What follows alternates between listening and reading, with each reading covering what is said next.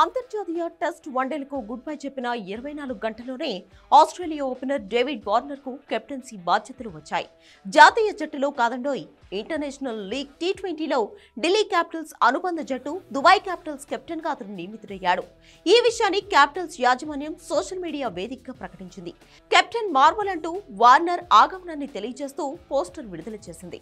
Dubai Capitals కు తొలి ఎడిషన్లో West Indies star రౌమన్ Powell captain గా వ్యవహరించాడు. 10 మ్యాచ్లలో 4 గెలిపించి ప్లే ఆఫ్స్ కు చేర్చాడు. కాగా రిషబ్ పంత్ రోడ్డు ప్రమాదం కారణంగా జట్టుకు దూరమైన నేపథ్యంలో ఐపీఎల్ 16వ సీజన్లో వార్నర్ ఢిల్లీ క్యాపిటల్స్ సారథిగా వ్యవహరించాడు. గతేడాది 14 మ్యాచ్లలో కలిపి 516 పరుగులు సాధించిన వార్నర్ కెప్టెన్ గా దారుణంగా విఫలమయ్యాడు.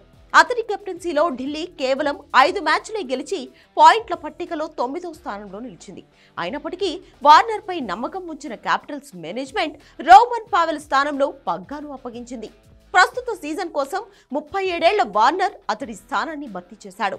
కాగా జనవరి 13 నుంచి ఐఎల్ టీ20 రెండో ఎడిషన్ ఆరంభం కానుంది. ఐపీఎల్లో సన్ రైజర్స్ హైదరాబాద్ ను విజేతగా నిలిపిన వార్నర్ కు టీ20లో బ్యాటర్ గాను మంచి రికార్డు ఉంది. పొట్టి ఫార్మాట్ లో ఇప్పటి వరకు మొత్తంగా 356 మ్యాచ్లు ఆడిన ఈ లెఫ్ట్ హ్యాండర్ 11,000కు పైగా పరుగులు సాధించాడు. ఇందులో 8 సెంచరీలు ఉన్నాయి.